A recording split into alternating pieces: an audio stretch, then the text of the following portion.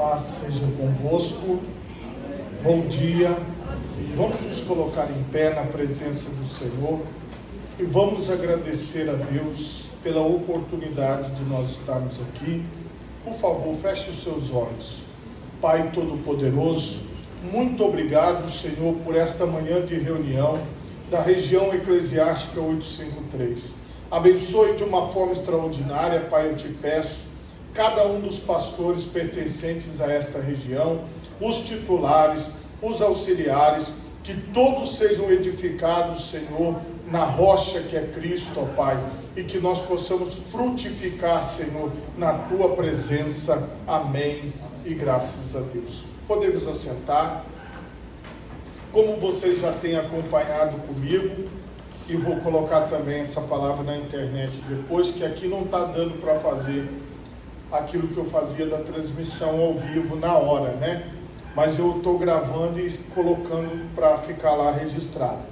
Continuando aqui, o livro Graça Transformadora, hoje nós estamos na 8ª palestra e no capítulo 13, a interação com a graça. E aí aqui, os irmãos já sabem que demora um pouquinho para passar pela distância, mas funciona. Eu testei aqui antes, né? Vai funcionar. Aí, tá vendo? A prontidão e o compromisso de um homem não são suficientes se ele também não desfruta a ajuda que vem do alto.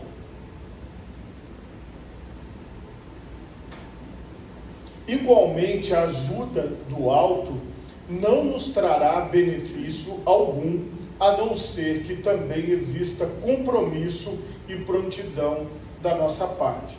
Essa citação aqui que o Luciano Subirá faz é exatamente o que a gente vive no nosso dia a dia, nós que somos os pentecostais, referindo-se à questão da graça. Já vimos que a graça é uma força capacitadora disponível para vencer a tentação e o pecado. Mas o que esperar dessa graça? E aí, aqui nesse capítulo, ele vai discorrer sobre isso. Claro que a gente faz apenas algumas citações e ele tem muito mais coisas para a gente poder ler e vocês podem ler no livro. Certamente não se trata de uma ação unilateral divina.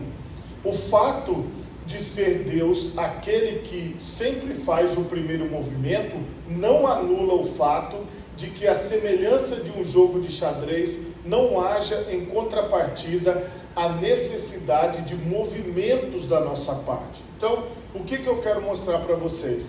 Aqui, sempre o Luciano Subirá ele vai colocar o seguinte: Deus se movimenta sim, mas ele coloca que precisa haver também o movimento da parte do homem.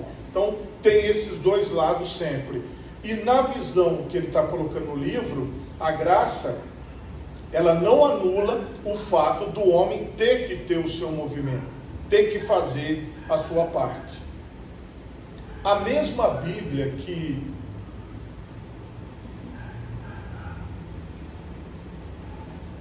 apresenta a realidade do trono da graça com clara aplicação à pessoa de Cristo, também diz que devemos nos aproximar de Jesus, nosso sumo sacerdote, se queremos receber ajuda. E está lá em Hebreus 4, 14 e 16. E esta é a nossa parte. Se a graça operasse sozinha, sem ação nenhuma do homem, as Escrituras não nos convidariam para que achegássemos ao trono da graça. Então você veja que o texto é claro. Então nós temos também a parte de buscar, a parte de estar. Claro que essa capacidade que Deus nos dá de buscá-lo está disponível, neste caso, na visão arminiana para todos os homens. E não numa visão exclusiva apenas para algumas pessoas. E esta é a nossa parte. Então, o Senhor disponibiliza e nós nos achegamos dentro desse raciocínio arminiano.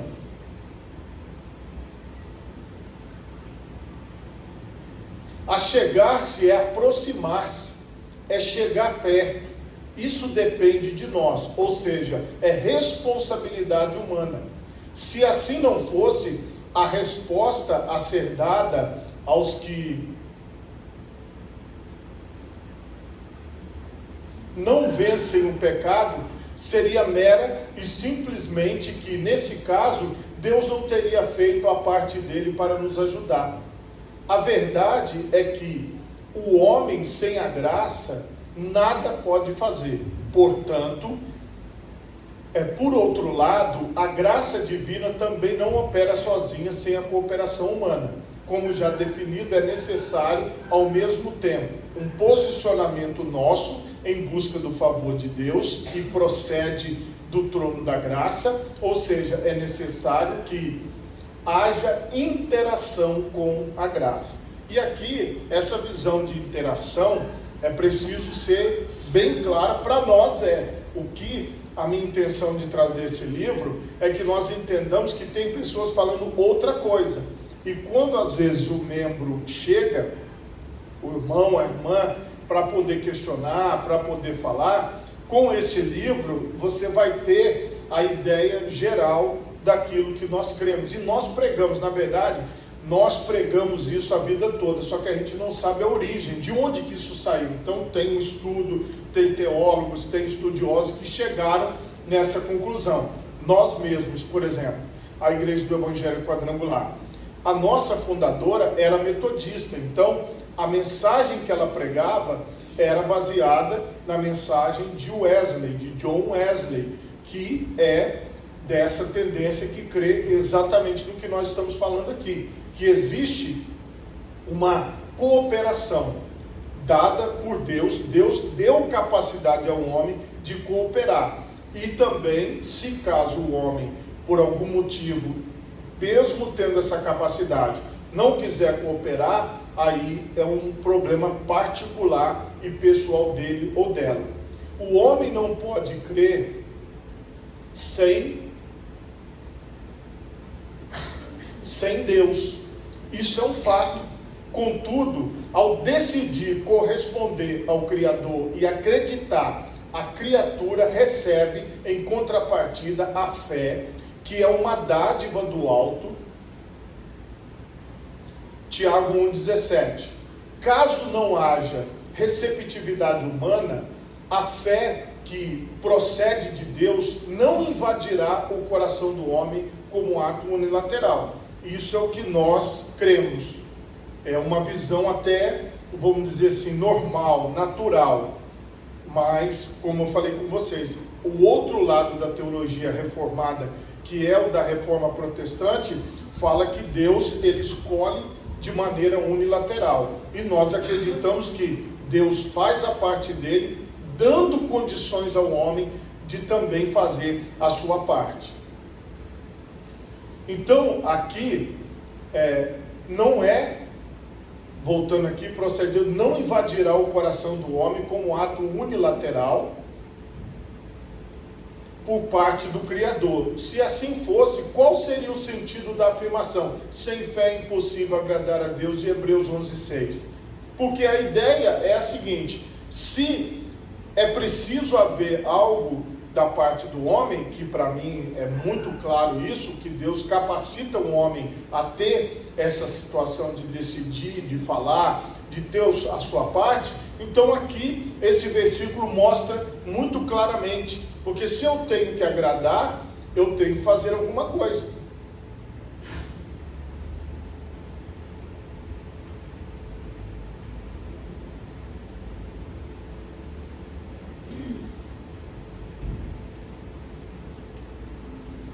Não compreendemos a tentativa de dicotomizar o assunto da responsabilidade de aproximação, transferindo-a apenas a uma das partes. E aqui são duas teorias que vão aparecendo, né? Ou a deidade ou a humanidade. Então, existem duas teorias. Uma que diz que é Deus que faz tudo e outra que diz que é o homem que faz tudo. Nós estamos no meio. O arminianismo, ele é um meio. Ele diz que existe a parte de Deus e existe a parte do homem. Então, ele coloca assim, ó, a chave para essa compreensão está em entendermos a interação necessária entre as duas partes. É isso que o Armínio fez. Ele não era nem pelagiano e nem era também calvinista, apesar da sua origem ser calvinista. O mesmo evangelho que registrou as palavras: ninguém pode vir a mim se o Pai que me enviou não o atrair, de João 6,44, primeiramente assinalou: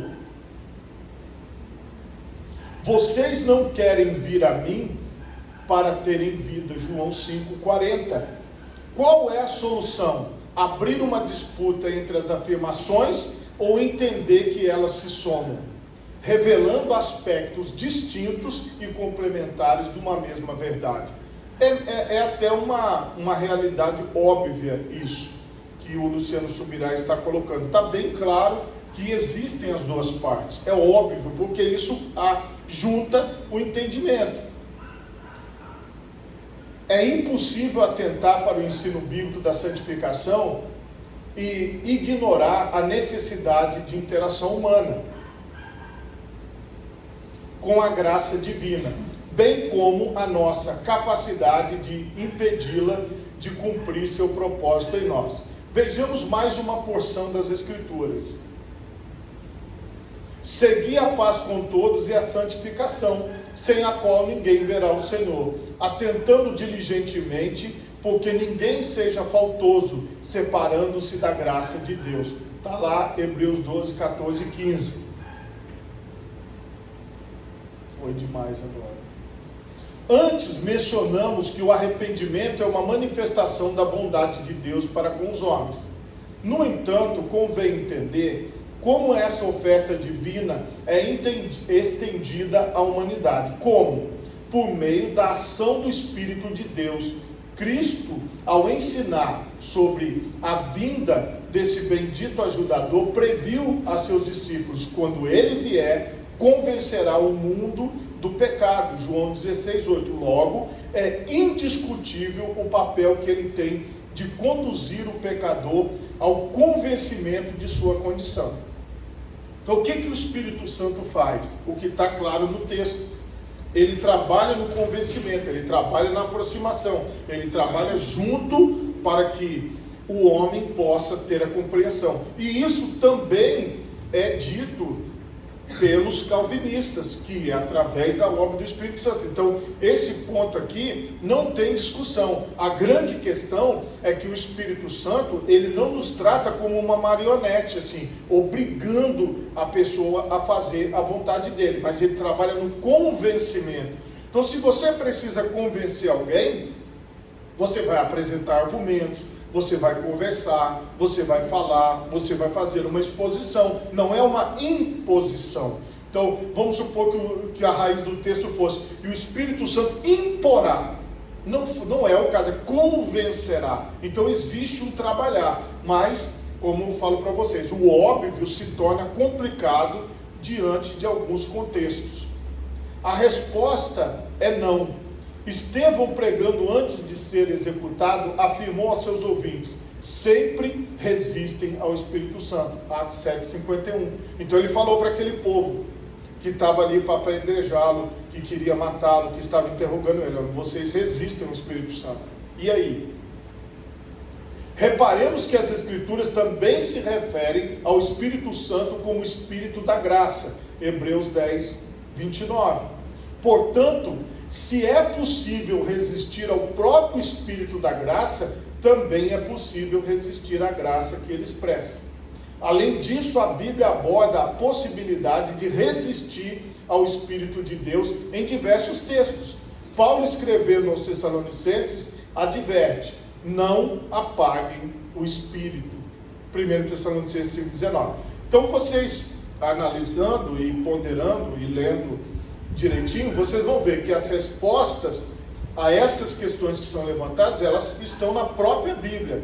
O único problema é o que ele levantou nesse capítulo, é que as pessoas, elas pensam unilateralmente: ou é Deus que está fazendo, ou é o homem que está fazendo. Então, a salvação não é pelas obras, para que ninguém se glorie. a salvação, ela é pela graça, através da ação do Espírito Santo, o favor não merecido. Então, há uma capacitação humana para isso, que é o que o John Wesley pregava, que é essa questão de que Deus estendeu essa graça a toda a humanidade. E já no outro lado, se acredita que ele estendeu para um número de pessoas.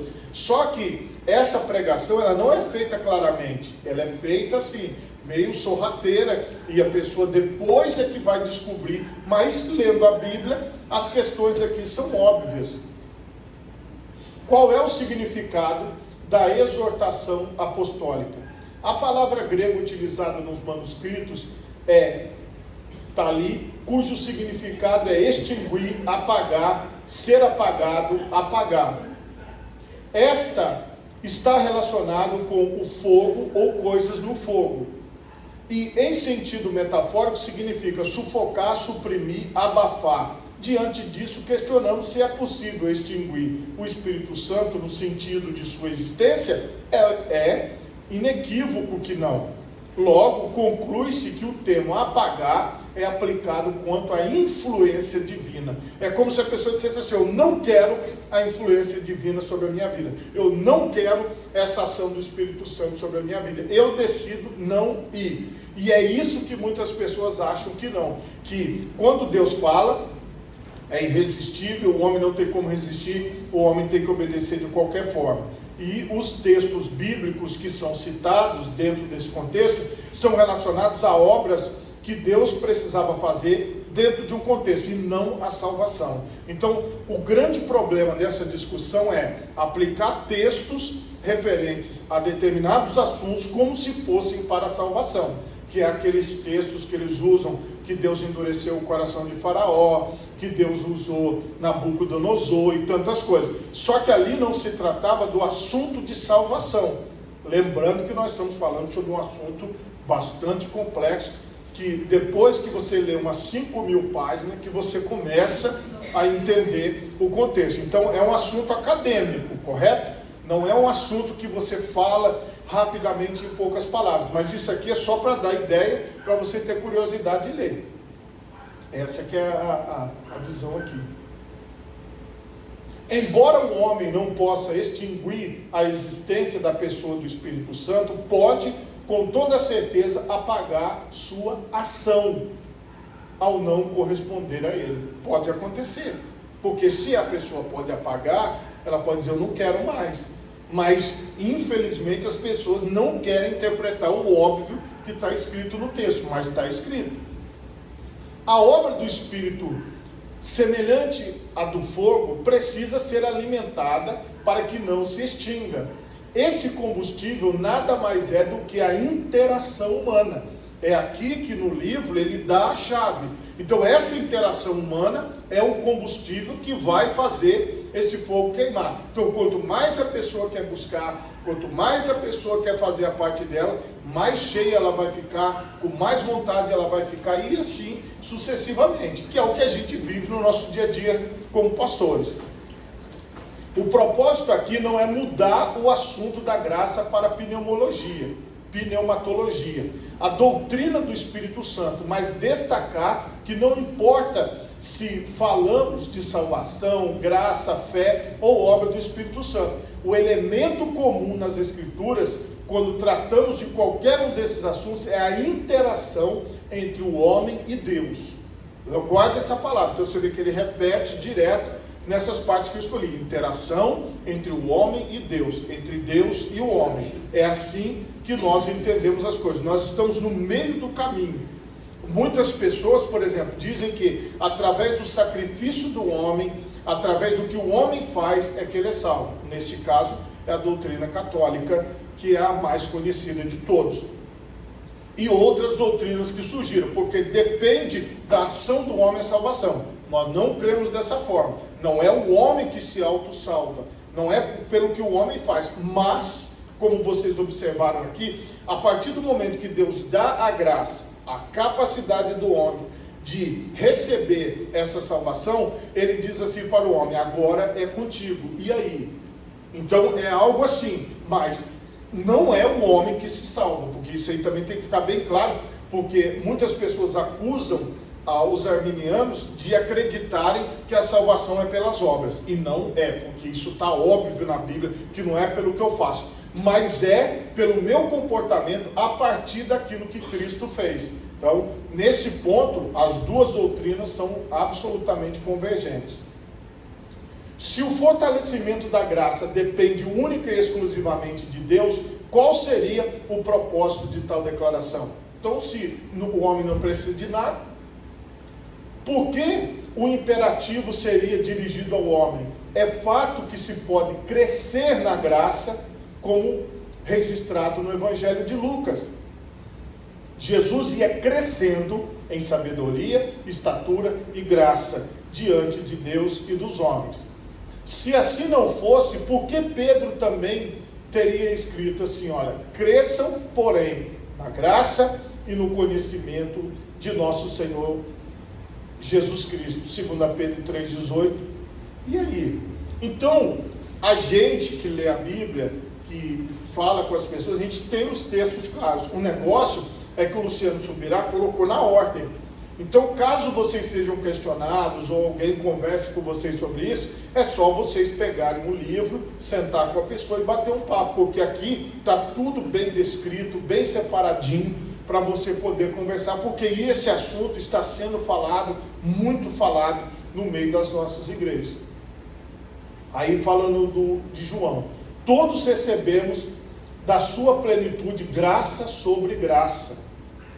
Referia-se à progressividade da graça, assim como Paulo, ao usar a expressão justiça de Deus se revela no evangelho de fé em fé.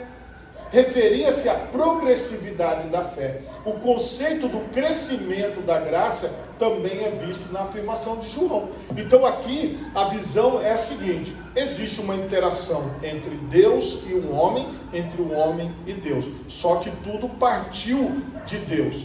Então, quando a gente trabalha bem essa questão, juntando as duas partes, nós vamos atingir os objetivos que são os objetivos de Deus para a nossa vida, que é a salvação, que é a transformação, que é a mudança de vida. Então, esta é aqui a palestra de hoje e o propósito de hoje. Por favor, coloque as duas mãos na altura do seu coração. Feche os seus olhos e oremos a Deus. Pai Todo-Poderoso, neste momento eu te peço, Senhor, trabalha nas nossas mentes, nos nossos corações. Trabalha, Pai querido, nas nossas vidas. E ajuda-nos, Senhor, a prosseguir para o teu caminho. Ajuda-nos, Senhor, a estarmos diante de